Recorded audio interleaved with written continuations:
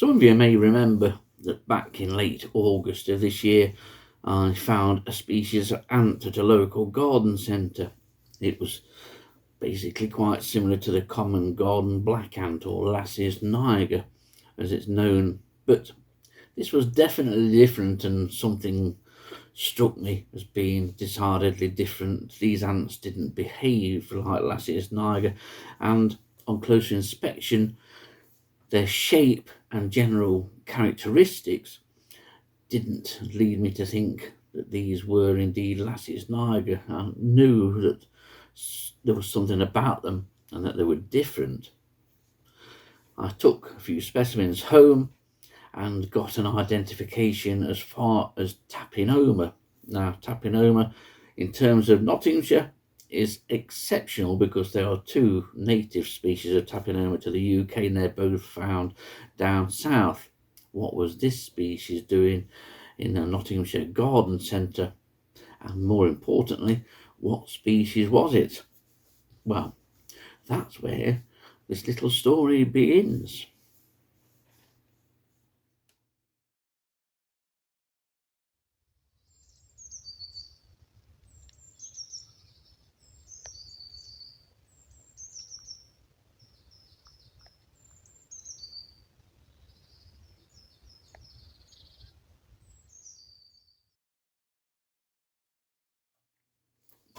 Well, perhaps it's worth me just having a brief recap, if I can give such a thing as a brief recap of events leading up to this particular video. But back in late August of this year, I visited a local garden centre. It's the Dukeries Garden Centre, and while having one of my customary wanders looking for the rare and strange and unusual and exotic in terms of invertebrates, I noticed a trail of worker ants. Now, this trail of worker ants was in one of the largest of some recently renovated Edwardian glass houses. They're absolutely beautiful. They've done a cracking job on them and well worth going to have a look at. This trail of worker ants was heavily populated, and although I initially thought Lassius niger, the common garden black ant that we have here in the UK and most of Europe, no doubt, I began to suspect that they were not Lassius niger after all. The trail went into another greenhouse leading off this particular one that I was wandering in, and the ants left this brick wall and were then foraging on some citrus bushes that they'd got potted up. Now, they were tending both aphids and scale insects on these citrus plants, but they were also tending scale insects on a rather pathetic looking ficus or fig in the main corridor of the greenhouses. But the more I looked at the ants and the movement of them and the general shape and general jizz and characteristics, I knew then that these were not Lassius niger and that they were something else. Thankfully, I always carry a pot or two with me wherever I go, and so I managed to sweep a few of these very active ants into a pot and to take them home and to try and identify them.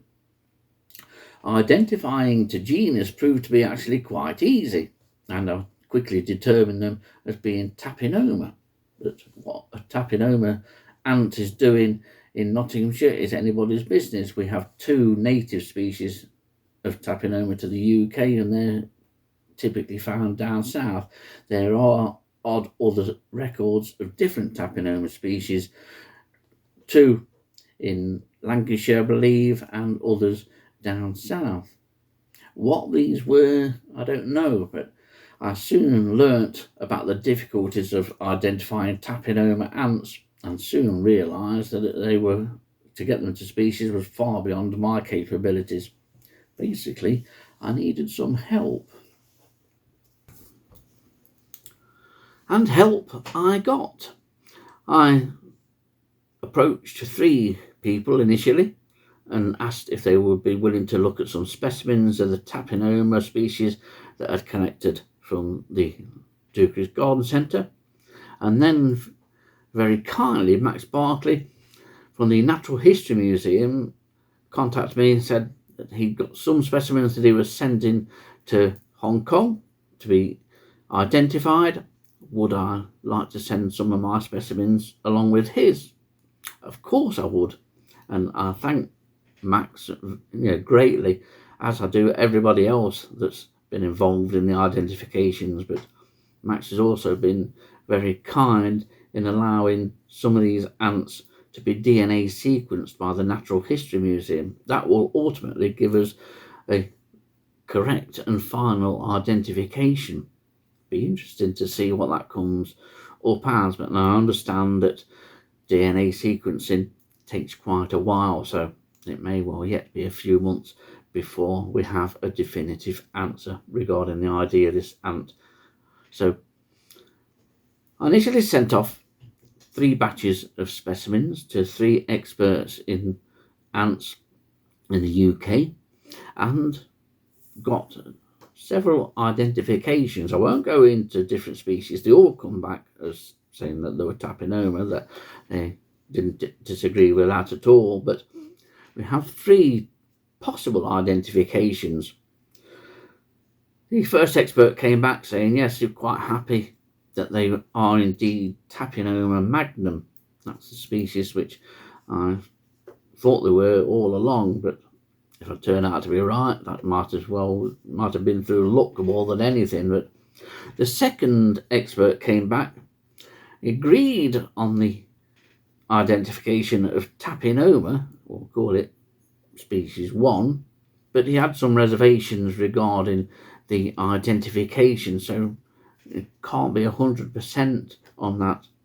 The third expert eventually came back with Tapinoma again, but this time with what we'll call Tapinoma species 2, but he couldn't rule out that it was Tapinoma species 3 either. So at the moment, between the 3 experts, it looks like it's Tapinoma for definite, but it could be one of 3 species. So here at the onset of the Christmas period in the middle of December 2024, I'm still awaiting the results from the expert abroad in Hong Kong and the results of DNA sequencing from the Natural History Museum. I was hoping that maybe the determination to species would be a lot quicker, that by now I would be able to give a definitive answer and identification. But I suppose it all adds to the mystery and the suspense, although I presume I'm the only one in suspense over the identification of this particular species. It all makes quite a mystery. Also makes it important that you keep your eye open for insects and other invertebrates when you're wandering in the most unlikely of places. But I've said before many times on this channel that garden centres make great places to look for the strange and the unusual. And I don't just mean me wandering around either.